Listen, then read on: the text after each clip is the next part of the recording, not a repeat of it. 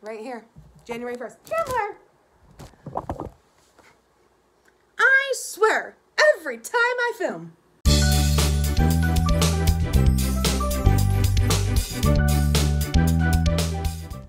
Hello Bookworm family, welcome back to my channel. If you're new, I'm Danny. Go ahead, hit that subscribe button down below. Don't forget to click the notification bell because it's always a mystery when I post new videos. And if you're not already following me on Instagram, please be sure to do that. It is at _dancing_bookworm. I post on there full book reviews and bookish content. So this is my first time filming in what I'm hoping will be my new filming location. I have this bookshelf. Oh, fair warning, Chandler's already being horrible, so you guys know how it goes. So I have this bookshelf behind me, so I have some books behind me now. It's not like very exciting bookshelf because it's like my backup bookshelf, but it'll get better as it goes. But yeah, so I have a bookshelf behind me now, and I finally got a ring light. I bought myself a ring light for Christmas. The only problem is you can see the reflection in my glasses, so I keep trying to do this so I can see my eyes. So I'm gonna have to figure out how to fix that, but it's already 1:30 in the morning because it took me forever to film this, like the rolls and all the other stuff that I do to prepare for a TBR. So this took forever, so it's like 1:30 in the morning and I'm filming it now. And Chandler's being horrendous, the naughtiest kitty baby. So he's gonna keep trying to knock over the tripod. Stop it, go get your ball. Alright, so that's what you get to enjoy, is Chandler trying to knock over the tripod.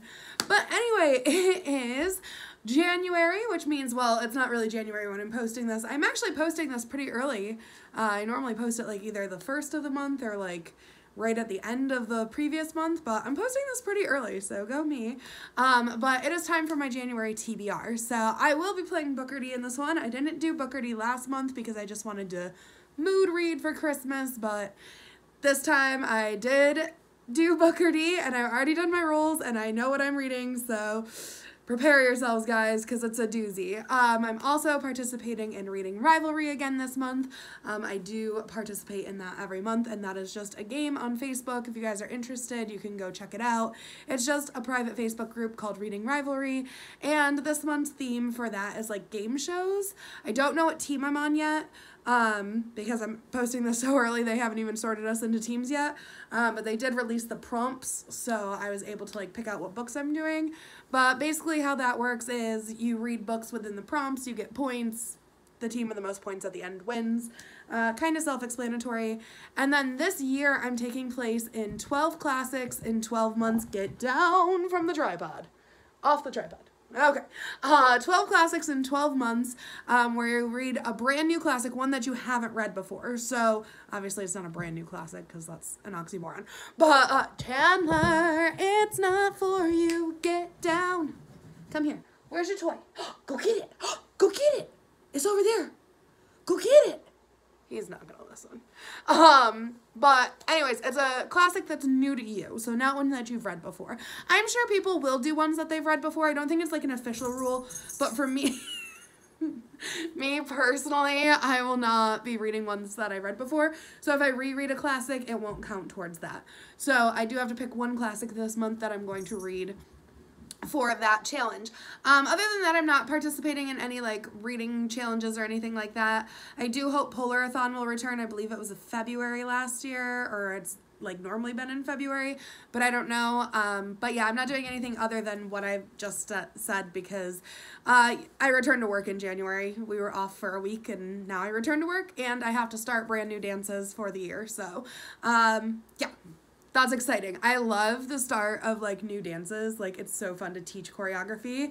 That's like my favorite part of being a dance teacher is teaching choreography from scratch. I just love it. So, but it does get kind of hectic. So I'm going to be kind to myself, but I do have quite a hefty TBR regardless, just because that's the way the dice rolled. So, I will start with telling you guys about Bookardy. And then I'll tell you about Reading Rivalry and my classics afterwards, and I am so sorry about the bell in the background. There is nothing I can do about him. He's entertained and he's not knocking over the tripod. That's what I have for you guys. All right, roll number 1. A 1. Let's do miscellaneous. Random letter generator. I love random letter generator. All right, so we rolled random letter generator. So let's pull up our random letter generator. And we're going to get the letter J. So for this one, it did take me a little bit to find a book, but I did find one. And I am going to be reading, it was miscellaneous. Really, Chandler? Anyways, it was miscellaneous, so I could pick any, like, thing I wanted. So I am going to be reading January 1st by Michael Schofield. And this is like a nonfiction book about a little girl who has like child's schizophrenia, I think, right? Yeah, child onset schizophrenia. And it's the story of her father and how her father's trying to help her. So this will be what I read for the letter J. Oh yeah, I said that's by Michael Schofield. This is the first TBR of the new year, guys. Give me a break. I'm gonna be all over the place. So let's see what happens next. All right, roll number 2. 5. Ooh. Oh, Chandler, I don't need help. I don't need help. Let's go sci-fi fantasy. Bad habit. Chandler. Ugh. Anyway, a sci-fi fantasy featuring a bad habit. This one was not as hard as I thought it would be. So for, what was it? Sci-fi fantasy bad habit. I like really thought finding a bad habit would be challenging, but then I realized almost everybody has a bad habit, so I could really twist this any way I wanted to. So it really could probably be like a 1 or a 2 prompt, but we'll take it for right now, like a 100 or 200 where it's easier prompts, but we're going to take it for right now because these prompts are hard this month. But I'm going to be reading The Hunger Games by Suzanne Collins. I was not planning on rereading this series this year, but my reading rivalry group is doing a buddy read for this, and you get extra points, and I mean, it's like super easy, and I also found it on audiobook, so I can just like chill and listen to it. And it's one of my favorite series, so I don't mind rereading it. Like, I just wasn't planning on it. But if you guys don't know, this is about a girl who lives in the future, and every year they have a reaping where they pick 12 kids to go into kind of like a coliseum type thing and fight to the death, and the winner comes out on top. And it's to keep order and line into the world. And it's horrible. But to find a bad habit in this, Katniss, the main character, has a lot of bad habits. But I would say like her biggest bad habit is just like not trusting other people. Like she just really depends on just herself, and she won't like put herself out there or like get help from other people. Like she really just does everything by herself, which I mean, people are like, oh, that's independence, but when your life depends on it, you gotta rely on other people sometimes. So I would say that that's Katniss's like biggest like bad habit. Like she has other ones too, but I would say that is her biggest bad habit. But she's just like really about not getting help from anyone because she doesn't trust anyone, and I think that that can be qualified as a bad habit. Like, it's not like biting your nails or anything like that, but it's a bad habit to not trust anyone and just shut everyone out, which is what she does. All right, roll 3 if Chandler allows it. Oh, no! Oh, he's totally gonna get that. What was it? Tell me what it was first. It's a 4! 4. Let's go realistic contemporary. A feminist lead. Okay, so we rolled a realistic book with a feminist lead. I, for some reason, had a really hard time finding a book for this, but I ended up deciding to go with Book Lovers by Emily Henry. And I know that this is technically a romance, so, you know, realistic, but I don't have a romance like category on my Bookardy because anything could be romance. I am so sorry about the bell in the background, guys. I can't even stop him though. He's just gonna rule my house. That's what's happening. But anyways, it's like just bringing in the new year with some bells here. But I don't have like a romance square on my Bookardy board because there could be like sci-fi romance, it could be paranormal romance, and this one is like a realistic romance. So I am picking this one. I don't really know, like, feminist lead is something that I put in because I saw it on somebody else's TBR, like, game, and I was like, oh, that's something I want to read more of, but I didn't really have any books lined up for it. I wasn't prepared for it. I just added that square, like, just added that card and then, like, shuffled the deck, and I wasn't expecting to actually have it on the board on my first shuffle, but it did. But I think this one will work for it because it says that Nora Stevens' life is books. She reads them, blah, blah, blah, blah, blah. But it says, in fact, the only people Nora is a heroine to is her clients for whom she lands enormous deals as a cutthroat literary agent and her beloved little sister, Libby. So I think because she's like a boss bitch. Oh, I swore. But I think because of that, I think that she will be a feminist, like have that feminist air to her. So this is about, like I said, Nora, and this guy is like somebody who's trying to, Charlie knows he's nobody's hero, but as they are thrown together again and again in a series of coincidences no editor worth their salt would allow, what they discover might just unravel the carefully crafted stories they've written about themselves. So it sounds really cute. I was gifted this for Christmas, so you guys will see this in my Christmas haul. This was given to me by one of my students' parents, because the kid who gave it to me is like 6, and I don't think she was really picking, but you know, but yeah, or she's 7? She's 7. I have to get that right, guys. If I get it wrong, you know, they come at you when you're like, oh, you're 6, and they're like, no, I'm 7. Or worse, I'm 6.5. Jeez, I'm sorry, I messed that one up. But yeah, so this is going to work for realistic feminist lead. All right, roll number 4. Chandler, you're so not helpful during this game. Another 4. Okay, all right, another 4. Which 4 are we going for, Chandler? Let's go historic. Rainbow cover. Chandler, you're not helping. Chandler. All right, guys, another one I had a hard time finding a book for, which I was very surprised of, because I thought for sure there would be like a lot of like historic fiction books that I could use for this, and they didn't have rainbows on them. There were plenty of them, but there was nothing with a rainbow. So the closest thing I found is an audiobook. This is by Jacqueline Woodson, and it's called Another Brooklyn. And you guys can see that there's rainbow like print, like the text is like rainbow colors, so that's what I went with. And this is about a kid who is growing up in, I believe it's 2 girls, but it like focuses around one girl mostly.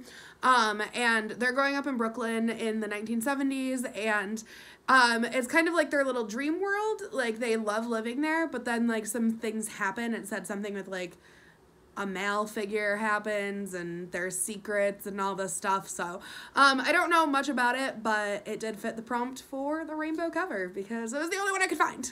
All right, roll number 5. We got 2 more rolls, provided that this board is good to us. Another 5. Dear Lord, that's a lot of 4s and 5s. Okay, we'll do, let's just do miscellaneous. Can you stop? Disliked on BookTube. So a book that booktubers do not like. Okay, so for miscellaneous disliked on BookTube, I really didn't want to do this prompt this month because who wants to read a book that no one liked, you know? Like, that's no fun. But I was actually able to work this into my classics challenge. So for this prompt, my theory is like, my favorite booktubers doesn't like it, that I'm gonna count it as disliked on BookTube, even if it's not like everyone dislikes it. Like if one of my favorite booktubers, because I really trust their opinion, dislikes it, then I will count it. So this was very disliked by Gav from How to Train Your Gavin, and that is the Chronicles of Narnia series by C.S. Lewis. Now I've already read The Lion, Witch, and the Wardrobe, so that wouldn't count for the 12 for 12 and 12 classics challenge. So I'm going to read the next one in like the like release order. Like I know like you can like Star Wars this and watch it in many different orders. But for this one I'm gonna read the next one in the release order, which is Prince Caspian. And I know nothing about this book. I can't even give you guys like anything about it, but I know it has something to do with The Lion, Witch, and the Wardrobe, and like the second part of it. That's what I got for you. But Gav really did not like this series. I don't know if he specifically didn't like this book, but he didn't like this series, and this is the next in the series that I have to read. So I'm gonna read that one, and it also counts as a classic for my 12 classics in 12 months challenge, and I found it on audiobook, which is always a bonus. All right, so unless we get a double Jeopardy, this is our last roll.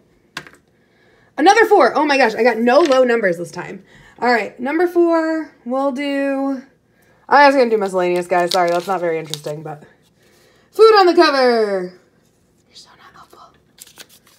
I swear, Bookardy this month just really wanted me to struggle because these prompts are hard. And I'm rolling mostly 4s and 5s. Ugh, it's so hard. Okay, but anyways, for this one, am reading Adventures with Waffles. And this is by Maria Parr. Sorry, I wrote it down. I couldn't remember her name. Maria Parr. And this is about two best friends, one boy and one girl, and they are living their best lives. They go on all these adventures together. They have a great time. And then, she ends up moving away and he's on his own for the first time, along with the fact that he has a death in the family from what it sounds like. Chandler, don't do that to the curtain. And it's him coping for the first time with loss and grief. So, and like his friend moving away during this process. So I actually picked this book because it was actually very like true to my heart. I actually like a year after my dad passed away, like my best friend decided to just stop being my friend anymore, which was weird. I mean, there was like a whole thing. We're not going to get into it, but yeah, like I was like, oh, like dealing with grief and losing your best friend at the same time, like that's something I can relate to. So this is a middle grade book, and I did find it on audiobook on Script, so I will be reading that for this prompt. Okay, so that was my Bookardy TBR. I did 6 rolls. I didn't have any double jeopardies, so that was really nice. Let's get into what I'm reading for my Reading Rivalry group this month. So the first one is, the prompt was paranormal romance, and I'll be reading the book. It's called Undead and Unwed, and it's by Mary Janice Davidson. I don't know too much about this. I found it on Scribd. I don't really read paranormal romance. I don't really read romance unless, like, I'll read, like, these ones that are, like, cutesy, like, and I, like, heard good things about them, and they're not, like, heavily sex-oriented. But I don't know anything about this one. I know that she's a vampire, and I think she's trying to fall in love with somebody who's not a vampire, or she's trying to marry someone who's not a vampire. I don't know, but I found it on Scribd. So when I actually get to reading it, I'll explain more about it, but not really looking forward to this one, but I just had to fill this prompt, so. And then the one after that is a book I bought last year, and I literally just bought this, but I technically bought it in 2022, so it'll count because this is for 2023, but I literally just bought this the other day, and it's Confessions by Kanae Minato. I heard really good things about this. So this is about a teacher who teaches middle school, and her daughter is like her world, and then all of a sudden one day her daughter is killed, and she thinks that it's somebody in her middle school class that did it, and she said she knows who it is, and they kind of spend the whole lesson figuring out who it was. So it's kind of like a mystery, but it's also a little horrifying.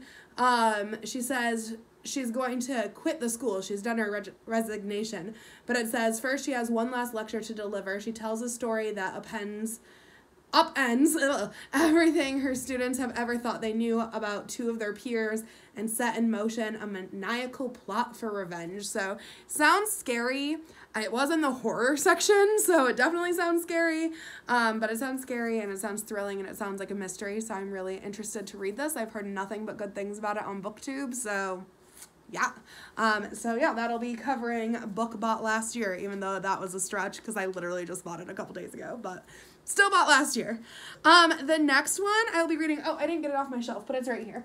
I will be reading the 3rd Titanic book. This is SOS. This is the series by Gordon Corman. I've been reading this for the last couple months, but the first book was Unsinkable, the second book was Collision Course, and this is the 3rd book. I just finished reading Collision Course the other day, but basically this is about the Titanic, and there's 4 kids on board, and it is kind of conspiracy theory-ish. Like they're claiming that Jack the Ripper was also on board the Titanic. So these 4 kids get kind of wrapped up in a mystery that has to do with Jack the Ripper, and it's kind of over the course of the Titanic. So on the first one, it was like the Titanic, everybody was happy, like, you know, like things were still going down. They were still finding these mysteries and like solving this mystery and stuff like that, but the Titanic was still afloat. The second one is when the Titanic hits the iceberg, and this one is when the ship is going down. I love everything to do about the Titanic, but I don't really love this series because I don't believe Jack the Ripper was on board the Titanic, and I don't really fall into those kind of conspiracy theories. I'm very much like into the historical facts of Titanic, and these aren't like super historical, but there are historical elements to it, and if I finish this book, I can say that I've actually finished a series, which is rare. I don't know how many series I've actually finished, but it's not many, guys. It's not many. So I'm going to finish this up this month, even though I don't really care about it. The next one is going to be for the prompt gifted book, and this was given to me by my cousin for Christmas, and it is The Lonely Heart of Mabel Lane by Kate O'Shaughnessy. This is about a girl who has grown up only knowing her dad through one voicemail of his laugh, and she knows that he left her when she was a baby, but she really wants to meet him, and she discovers that he's, I believe, a singer in Nashville, and that he's doing something, like a concert or something in Nashville, and she decides to travel to go meet him for the first time. This sounds like really sweet and cute. It's a little, I think it's middle grade, it might be YA. It's middle grade, it's ages 8 to 12, so sounds cute, and it was gifted to me, so it works. The next one I have is rarely read genre. Rarely read nonfiction. I'm going to use January 1st. I had put something else down that I didn't really want to read, and it just dawned on me that I have not used January 1st for anything else on Reading Rivalry, so rarely read genre right here. The next one I'm going to be reading is a book that's been on my shelf for a while. And for that I'm going to use The Hunger Games, even though I've read it before. I mean, it's technically been on my shelf for a while. Like, if we're getting technical, no one wants your help. You're not helpful. No, go away. I love you though. But I mean, it's technically been on my shelf for a while, even though I've already read it. We're rolling with it, because I didn't want to find another book, honestly. And it's been on my shelf. Like, technically, it's been sitting on my shelf for a very long time. I just love it. The next one is a new to me book. So I don't know if it's new to me book or new to me author, but either way, this one works. And I'm going to use Adventures with Waffles for this one because I've never read anything by the author and I've never read the book. So it's new to me no matter what. If they meant new to me in the sense of like a book that I like newly purchased, then I can probably switch some stuff around. But I don't think that's what it meant. I think it means like new to me read. So I'm just going to read that one because it's new to me, whether it's author or book. And then, so I have recommended by a friend is the next one. And I don't know if this one's going to count or not because I don't know if they're going to count it as a children's book or if they're going to count it as a middle grade book. I think it's a middle grade book, but I don't actually know until I get it. So this is actually being shipped to me right now. Someone sent this to me through like a book exchange group, and I don't actually have it in my hands right now, and from the pictures online, I can't tell if it's middle grade or children's, so I don't know if it's going to count, but I'm hoping it does, and that is the first book of Pokemon Journeys, and I can't remember who wrote that. Did I write it down? No, because I was like, oh, I own this book. I don't need to write down the author, but I don't actually have it in my hands yet, but I will put the author right here. There you go. But yeah, I don't know if this is going to count or not. If not, then I can use, I have like other books that I can use, like Prince Caspian. I've had a ton of people recommend to me, like the whole Chronicles of Narnia series, so I mean that would technically count. Yeah, but that's like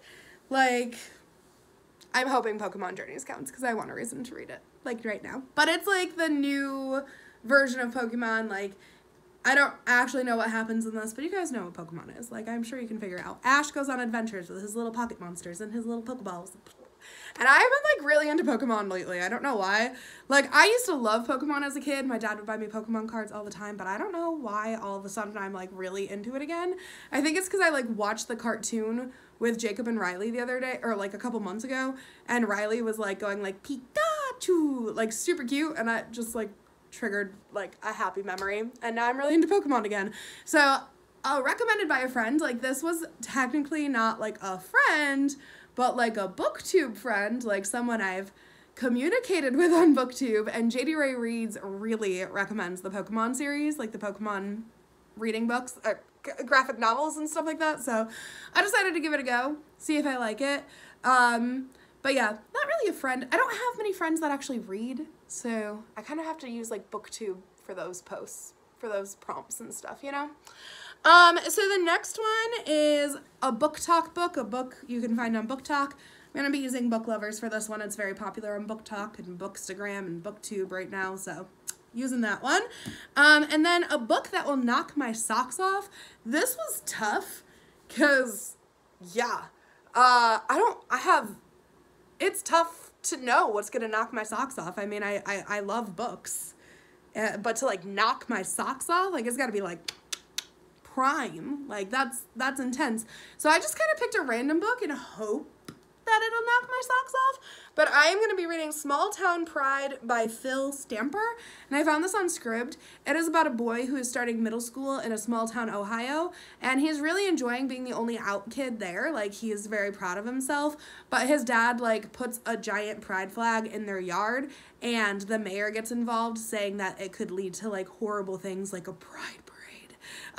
So I think it sounds really good. I think it sounds, you know, modern, contemporary, and I always love when there is gay rep in middle grade books, because sometimes I think we, like, treat middle schoolers like babies still sometimes, and they're not. Like, my 9-year-old niece is very aware of the world. Like, she tries to not be, but she's very aware of the world, and I don't think that we need to treat them like they live in, literally live in closets. But, you know, they're aware of, like, what the gay community is and stuff like that. Like, they don't live under a rock. They know what it is. So I think having that rep in there and being like, yo, it's okay. Like, you're discovering yourself at this age, so if you discover that you're this person, look, it's okay, like, kind of thing. So I think that sounds really good. Some of the books fall under, like, other prompts and stuff like that, but, like, bonus prompts, but I'm not really going to get into that. Those are the ones that I'm going to read for this month, and like I said, Prince Caspian I'm going to read as the classics for the 12 Classics in 12 Months challenge. But yeah, that's about it. Let me show you guys. So physical books, it doesn't look like I have many, but then I had a lot of audiobooks, and then I don't have the one book isn't coming in yet. Oh, I didn't put these the right way. Okay. But here's the stack for physical books anyways. It's not too bad. It's 6 books here, and then the Pokemon Journeys will be coming, but then we have quite a few audiobooks that we'll be reading as well. So I hope you guys enjoyed this video. Thank you so much for watching, and I'll see you in whatever comes next. Bye! Wasn't that a great video? Clearly books make me very happy. Now you can make me happy too. Click the subscribe button to follow my channel. Don't forget to give me a thumbs up if you think I did good. And the notification bell will let you know when I post new content. Also, follow my Instagram for more book shenanigans.